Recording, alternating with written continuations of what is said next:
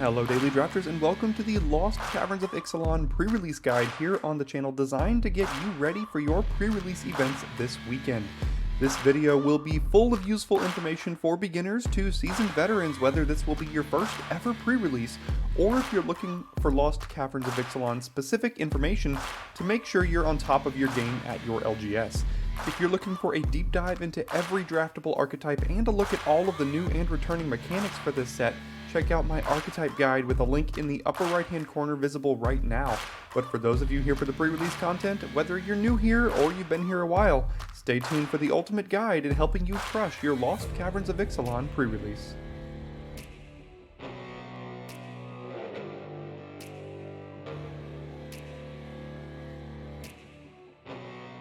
Now, some of you might be asking yourself, what exactly is a pre-release? Well, each year there are roughly 4 main set releases of Magic the Gathering products, and most local game stores run what's called a pre-release for each of these main set releases.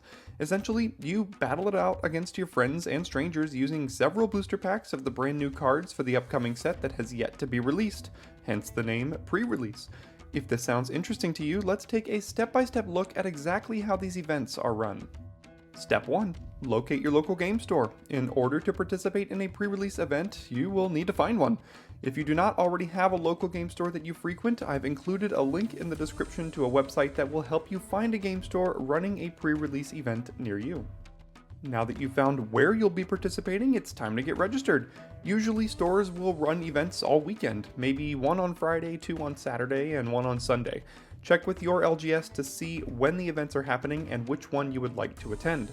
Be sure to note that sometimes these events fill up fast, so you may need to pre-register to ensure you have a spot. It just depends on your store. Other times, you can just walk in and register on the spot. Be sure to find out what is best for your situation. Now that you're registered, it's time for the fun part. When it's time to start the event, you will get handed a pre-release kit like the one on your screen now. For this set, there's only one pre-release kit that you can receive. In others, sometimes you have a choice, but for Lost Caverns of Ixalan, we've got just the one. Now that you've got your kit, when the event begins, you will be instructed to open your kit and begin your deck build. It varies from store to store, but usually you have about 50 minutes or so to build your deck and get ready for your matches. Let's take a look at what you will find when you open your kit. Inside, you will find one traditional foil rare or mythic rare from Lost Caverns of Ixalan with a year stamp, and here's an example of what that card might look like using a rare from the last set, Wilds of Eldraine. 6 Lost Caverns of Ixalan draft boosters, 1 20-sided spin down die, and 1 MTGA Arena code card. We've got it pretty simple this time around. This is about as simple as it comes when it comes to the contents of a pre-release kit. The last thing I wanted to mention about the contents of your kit is the collation of the 6 Lost Caverns of Ixalan draft boosters you will receive. As I mentioned in my Archetype guide, there was a recent announcement by Wizards of the Coast explaining that we will be moving away from draft boosters and exclusively using what will be called play boosters to draft. But fear not, that change will not be going into effect with Lost Caverns of Ixalan, but rather with the first set release of 2024, Murders at Karlov Manor. I won't go into the details of the announcement here and the differences between draft boosters and play boosters, but when set review season for Karlov Manor comes around, I will be sure to detail the changes for you then. But for now, that means things will be relatively familiar when it comes to the collation of the draft booster packs in Lost Caverns of Ixalan. Each draft booster pack will contain the following: 1 slot that will contain either a cave land at a 70% chance or a basic land at a 30% chance, 9 commons, 3 uncommons, 1 double-faced card of the common or uncommon rarity, and 1 rare or mythic rare. And that's it. No bonus sheet, no extra rares, no frills, just some good old-fashioned booster packs. Alright, we now have everything we need to begin our deck build. If you'd like to see an example of a Lost Caverns of Ixalan sealed deck build, stick around until the next segment where I will build an entire sealed deck on screen for you to follow along with. Also, you can tune into the channel this Thursday, November the 9th at 1:30 p.m. Eastern Standard Time for a YouTube live stream here on the channel of gameplay from this set as I once again participate in the Lost Caverns of Ixalan streamer event on MTG Arena. So mark your calendars and stop by the stream to say hey. After you've built your deck, you will then be assigned an opponent by the event coordinator and you will play out your first match. Different stores will give you different amount of matches for the event, but it's usually a minimum of 3. Sometimes you might get lucky and be able to play 4 or more, it just depends. After you've finished your matches, you may qualify for some prizes, so be sure to check with the event coordinator to cash in on your winnings. Now, the hardest part about the whole event is how to build your deck, but great news, I will now go ahead and go through an entire sealed deck build to give you an idea of what you want to be looking for in your pool of cards and how to maximize your chance of having a competitive deck for the event. But before I do, a quick message from me. Thanks, me. Set review season is the perfect time to consider supporting the channel via Patreon. We have several tiers over at the Daily Draft Patreon with rewards including access to my tier lists, early access to content, and lifetime access to the Daily Drafters Discord server. I'm incredibly proud of my continued work on the tier list, and here's an example of what these tier lists look like for Wilds of Eldraine. And as you'll see, I use a traditional A through F rating scale for every single card. I let you know if the card has moved up or down since my last update, of which I update 3 or 4 times every single set, and I give you the ability to hover over every single individual card for a clickable link to the Scryfall link as well. You'll also get access to my common rankings, uncommon rankings, and removal rankings where I rank every single common, uncommon, and removal spell in the entire format for you. I'm currently working on my Lost Caverns of Ixalan list, as you can see, and we'll have this released to patrons in the Centaur Courser rewards tier as soon as I'm finished, guaranteed before your pre-release weekend, and guaranteed to be updated with my experiences during my participation in early access before you head to your pre-release. If $5 is a bit too rich for your blood, we have $3 and $1 tiers that come with early access to all of my content and lifetime access to the Daily Drafters Discord server, a great place to hang out and discuss all the happenings of a brand new set. And if a monetary contribution isn't your speed, a subscription to the channel is always enough. And now, back to the set review content. Alright, let's go ahead and dive into this sealed deck build for Lost Caverns of Ixalan. I usually get this question, what am I using here? I'm on a website called sealeddeck.tech, where I have this sealed pool that you can mess around with and build and do kind of this little toolbox like I have here. I actually got this pool from draftsim.com. It generated the pool for me, and then I exported it and then imported it right into sealeddeck.tech. I think the sealed deck deck builder interface is just a little bit more friendly. That's why I bring it over here. You could do everything on DraftSim as well. I'm not sponsored by either of these websites, but I do highly recommend both of them for this kind of thing. So that's how you know what I'm doing here today. And if you want to do some yourself, you absolutely can using these two websites. So after I open my pool, I will usually sort by color to start, just to see what I've got going on as far as depth of color. And you can instantly see here that blue is not very deep. I haven't looked at the quality of these cards yet, but it's definitely not very deep. I'll also mention that I won't be going over the specifics of every single one of these cards here today, like I mentioned in my Archetype guide last week, with a link in description for that. You can go ahead and check out that if you're wondering what Craft is and Descend and all these cards and things. I'm not going to dive into that exactly. We're just going to be building as if you have that knowledge already. So check out that video if you haven't yet.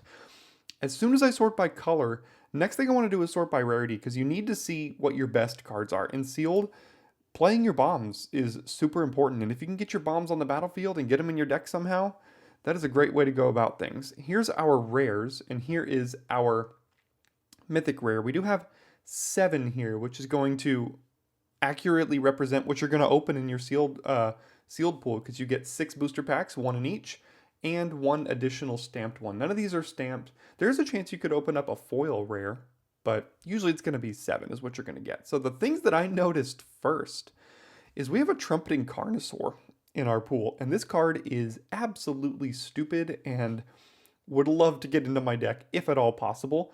And going with the Trumpeting Carnosaur, we also have a Pugnacious Hammerskull, a 3-mana 6/6. Don't mind if I do. So we've got a little bit of a dino synergy going on here. The Skull Spore Nexus, I haven't even read this one. 8 mana, costs X less to cast, where X is the greatest power. Well, that works with our dinos so far. Whenever 1 or more non-token creatures you control die, you get a fungus with base power and toughness equal to the total power of those creatures. And then you can pay 2 to double a creature's power until end of turn. I don't know if that's good. maybe it's good. It's probably better in sealed, where you got a little bit more time to dirtle around. We've also got Inti Seneschal of the Sun, which is just a fine 2-drop at rare. Preacher of the Schism is okay. I don't think I'd cut it, but it's not great. Abuelo Ancestral Echo, 3-mana 2/2 Flying Ward 2. That can blink some things, and Deep Fathom Echo that has some explore synergies. So I'm looking at my 2 dinos here and the Nexus. What do we have in the uncommons when it comes to uncommon build-arounds? And we do have an Itzquinth, which is the green-red dino uncommon. So, and a Belligerent Yearling. Look at this. All right, so my mind is already being thrown towards dinosaurs right now. So I'm going to sort back by color and take a look at what our options would be if we went green-red so far. We've also got 4 of the cave lands in green-red. Not that we would necessarily run all 4 of these, because they do enter the battlefield tapped, but it's an option. We've also got a Forgotten Monument. I don't think we're going to want Forgotten Monument unless we need to splash around. So what do we got in the way of red and green cards? Look at this. We have Double Abrade, which is among the best cards, commons in the entire format, in my opinion. So obviously throwing Double Abrade in here. We've got the Belligerent Yearling with Dino synergies as well. Burning Sun Cavalry can attack or block as a 3/3. If you control a dino, we are on our way here. We've got Inti, Sunshot Militia, probably not. Volatile Wanderglyph, probably not. What does this one do? 2 mana. The owner of target artifact or creature with mana value 1 or greater shuffles it into their library, and then they discover X. It's almost like Tybalt's Trickery in a way. That's an interesting card. I love the Deep King. 3 mana flash, deal 2, and then it can craft into an equipment. Maybe, I guess I'll throw that in here just to have it here. Child of the Volcano, probably not. Curator of Sun's Creation. I don't think there's really going to be a Discover deck in this format. I'll get into that later in the live stream this Thursday if you want to follow me for that one. Dinotomaton, well, it says Dino on it. Geological Appraiser. 4 mana 3/2. When it ETBs, if you cast it, Discover 3. Discover is just good enough by itself. There's a Rumbling Rock Slide here, which is a reprint removal spell. Seismic Monstrosaur. And Trumpeting Carnosaur. So we've got some pretty good red options. In green, we do have the 1 mana dino Mana Dork. So this is coming together. I don't think Disturb Slumber is great. Animates a land, becomes a dino with 4/4 with reach and haste. It must be blocked. I mean, it's fine, but like not outstanding. I don't know if we're hurting for 2 drops so much that we need to play the Brawler, but maybe it's fine enough. Huatli's Final Strike, great removal spell. We'll put that in here. Another dino and Armored Kincaller, 3 mana 3/3. Malamet Scythe, 3 mana. +2/+2, sticks around, equip 4. These are always slightly underperforming. There's our Pugnacious Hammer Skull. We'll put that right in. There's a Spider. 5 mana, 5/4 Trample. And if you have Descend 4, you get a counter on something when it attacks. It's a little clunky. There is a Nurturing Bristleback, which is one of our forest cycling. There is a cycle of land cyclers in every single color, and we have a good amount of them here actually. We have the Sandwing and the Spiketail as well, and then the Nexus, maybe, I don't know. So this puts us at 23, which is including 4 lands. So what are our uncommons? 1 mana 1/1 tap, just tap target artifact or creature, and it has reach. That's interesting. I don't know about that. Compass Gnome. All right, for those of you that played Phyrexia All Will Be One, and if you remember the 2 mana Dune Mover, 2 mana 2/1, this is kind of like Dune Mover. 2 mana 2/1. When it ETBs, you can search your library for a basic land or cave, reveal it, put it on top. and it overperforms based on what you're going to think. It fixes so many awkward draws. Contested game ball. Whenever you're dealt combat damage, they get it and untap it, draw a card, put a counter on it, 5 or more counters. No, I don't want to give my opponent anything. Cartographer's Companion, probably not. Double Wanderglyph, probably not. Scampering Surveyor, also probably not. Is there anything worth splashing necessarily? I don't think so. We had our rare over here, the Preacher of the Schism, but I don't think that's necessarily worth splashing. There's a couple of removal spells in white.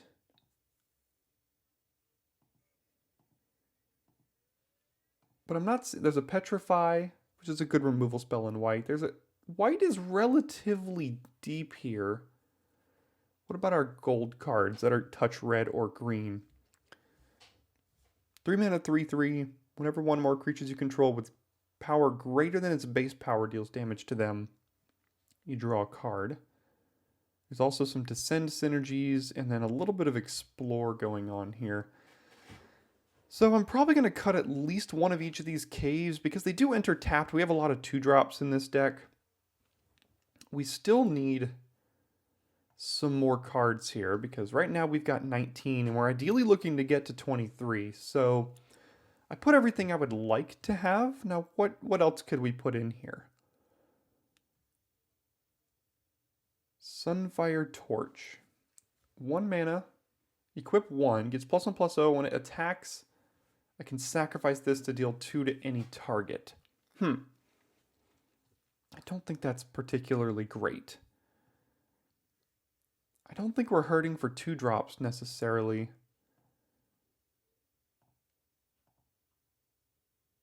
We don't have a ton of Discover, so this is just like a 4 mana 3/3. We have the Appraiser, and that's it, I think.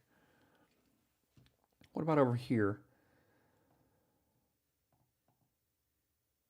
We could play an Over the Edge. I mean, it's a little bit... It's good in Sealed in that it can destroy and target artifact or enchantment.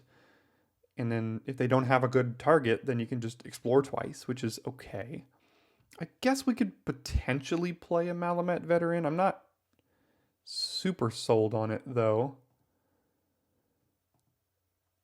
Reveal the top 4 cards, put a creature and or land into your hand, and then the rest into your graveyard. I don't think so. Oh, I didn't even see. I could just put these Compass Gnomes in here, and then we're a pretty aggressive deck, and this is 23. And with double Compass Gnome, I wouldn't be opposed to going to 16 lands here. Because we have a Mana Dork for most of our expensive creatures here. And then we could add in just, you know...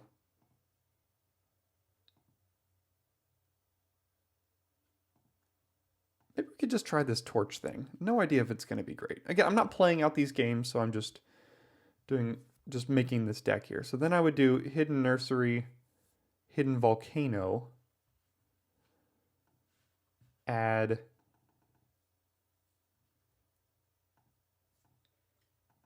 seven of each, probably, I would think. Sorry, I could move all these over, but I don't feel like doing that at this moment. That would be the deck at 16 lands here.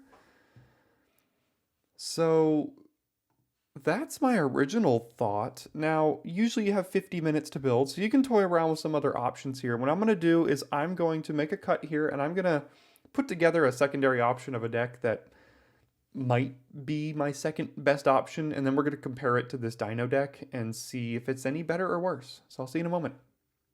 Alright, so I said I was going to go ahead and make another deck and then compare it to this one, but I'm not going to waste your time or mine. As I was going through the rest of my pool here and looking through some stuff, there's literally nothing that competes with this. I mean, usually your first instinct is correct. When you find some great cards and you start building your first deck, that one will more often than not be the deck you're going to go with.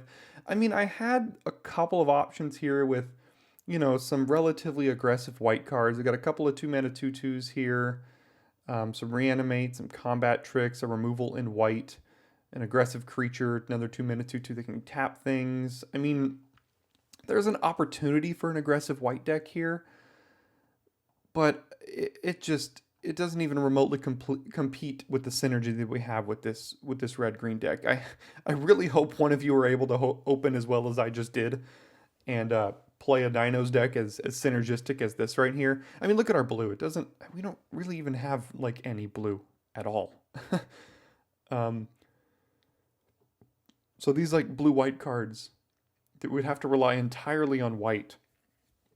And I think our white is a lot more aggressive, and blue-white is a little bit more of a control deck in this format. There's some blue-green, but again, I can't really play blue that well. A couple more cards over here that I'm probably not going to play. So this is where I would end up if I was opening this pack or this kit here at my local pre-release. Again, I hope one of you can play this fun Dinos deck and do our pre-release, or at least a close enough version to it. So thanks for tuning in for this portion of the pre-release video here, where you check out a full deck build. Again, I will be participating in the early access streamer event this Thursday, so check back in for that, where we will be drafting up a storm, playing against other content creators. It'll be a lot of fun. Thanks for tuning in. I hope this video was helpful to you and helps you build up the courage needed to go participate in a pre-release event at your LGS this weekend. If you've never been to one before, I highly recommend it. It's one of the absolute most fun ways to play Magic, and you'll meet tons of different players there. If you do end up going, return back to this video and leave a comment to let me know how it went for you. I'd love to hear feedback from each and every one of you about your event. Thanks so much for sticking around to the end of this video, and I will see you soon here at Daily Draft.